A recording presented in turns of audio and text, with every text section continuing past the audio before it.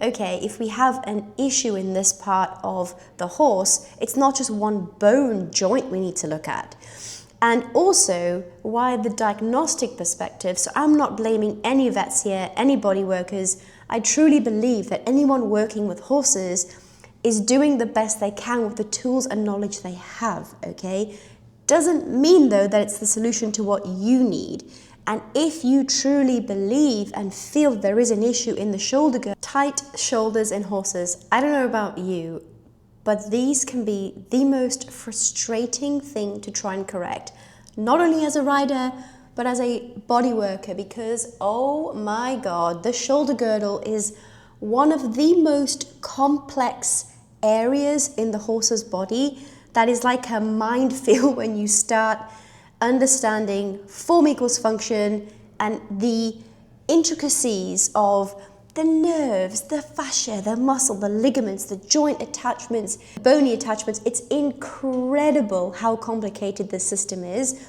And any wonder we have so many unknown lamenesses and unresolved issues going on with horses that struggle with tight shoulders, and why we tend to come to a stumbling block a hell of a lot of the time because our diagnostics is not good enough yet to help our horses. And this is why I have created this episode, because I've had a lot of people messaging me saying, Nika, how do we improve our horses' tight shoulders? Okay, I'm going to share a story with you, and this is one of my clients from 2 years ago who struggled with constant issues on the right rein. So symptoms presented with struggling to bend to the right rein under saddle felt like a car crash compared to the left rein.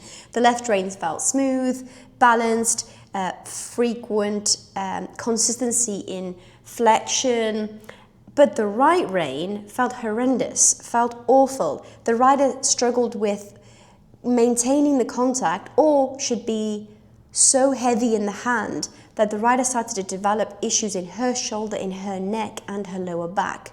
Such a complicated cycle. When I went to assess this mare, she actually had asymmetrical front feet. Have you come across this? So one foot was really upright and boxy, one foot was really flat to the floor. Guess which foot was the upright and boxy foot? I'll let you have a guess. It was the right foot, okay? I'm not saying the boxy feet are always the problem, but I was told she was only 4 at the time. The farriers looked at her, the vet has looked at her, and I was told there's nothing we can do about these feet. They're always going to be asymmetric. There is nothing we can do. There's an issue to the right side through her right shoulder. Now, that doesn't mean the shoulder joint necessarily. I find horses actually don't have many issues in the shoulder joint. It's the complication and the insane amount of connection between the scapula and how the scapula, the entire forelimb of the horse, is connected onto the torso of the horse's body, because it's not just one joint. It's an amalgamation, if that's the right word, of muscles, connective tissue. Now, what's the problem with connective tissue? Once it's damaged, it is a pest to try and fix. Scar tissue, weakness in ligaments, in muscles. We know now through human research and with the development of equine research that, okay, bone is easier to mold, to strengthen, to harden than an issue and damage strain to a ligament, okay? Now, because of how I've just described the anatomy of the girdle, you can see why, oh my God, you've just got to not give up. Because the minute we give up, we go mute for our horses. And I know you listening, I know you're an advocate for your horse. I know, I feel it, because I'm the same, I'm passionate. And if I don't have the tools myself, I'm going to go and find someone who does. I'm going to go and keep asking questions, and I'm going to research until I get the solution. I think that's why horses are here.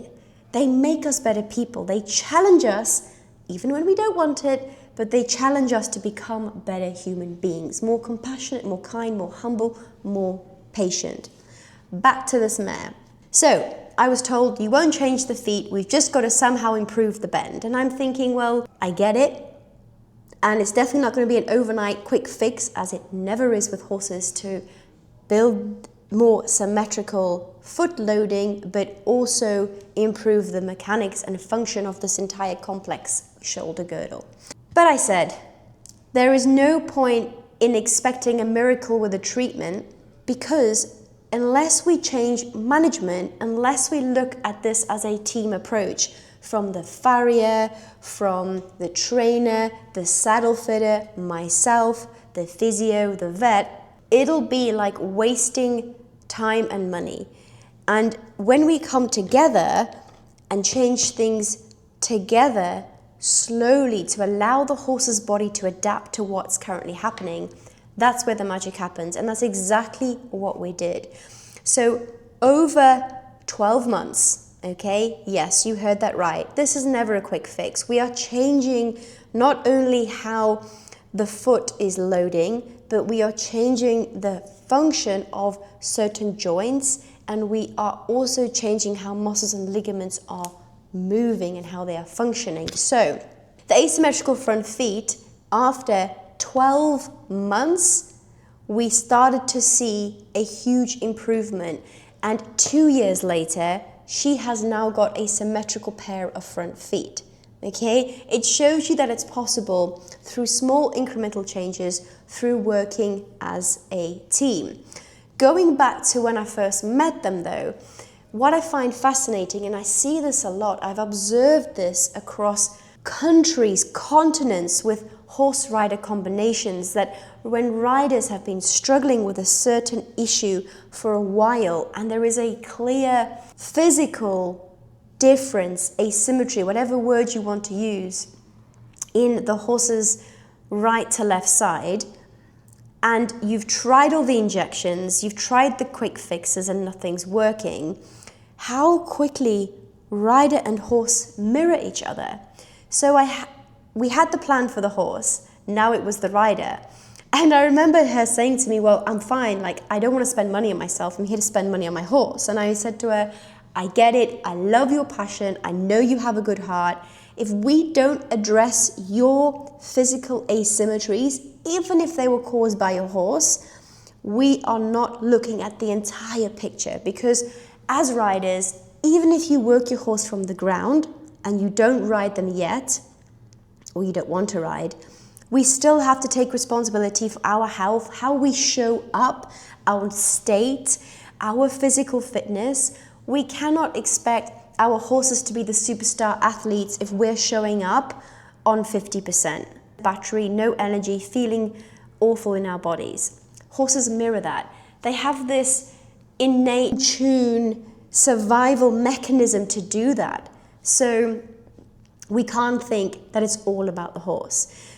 Mirroring, this horse was mirroring her rider was mirroring her horse. And as we developed the horse's asymmetries, we looked at the riders, and she said to me, I'm right hand dominant. So naturally she was holding on more pressure onto that right rein, which was almost causing more of a compensatory pattern. We did what I call the spiral release exercise with the rider before she rode, and the difference in not only her ability to soften through that dominant right hand, but the pain got less and less with every single ride, because she took responsibility for her own health. She took responsibility for how she showed up and acknowledged that, okay, no one's perfect. We all have our weaknesses. And that's not the point of owning a horse. Your horse doesn't want you to be perfect, and neither are you expected to be perfect. What we are required to do as a responsibility, as a human being, as a partnership for a horse, is to show up the best we can. And that comes through acceptance of where we currently are, and be recognizing that, okay, today I might be feeling a bit meh. Have I eaten right? Am I hydrating myself? Am I leaving my stress away from my horse right now? That's the most responsibility, and I think the least we can do for our horses. What I find crazy when it comes to riders working on themselves is they say, I haven't got time. This spiral release exercise took less than 2 minutes, and she did it, the rider did it before she worked a horse at the stables. And it's crazy when you first do something new, how your brain might tell you it's going to take ages, and then you start doing it and you're like, oh, was that it? And then it becomes a habit because you do it every day, and then you think to yourself, God, I can't not imagine doing my exercise. Keep challenging that little voice in your head that's telling you excuses like you haven't got time or whatever it is, because it's usually a story and it's not the truth. The spiral release for this rider made a huge, huge difference. Going back to the mare, it wasn't all about the farrier, it wasn't all about the rider.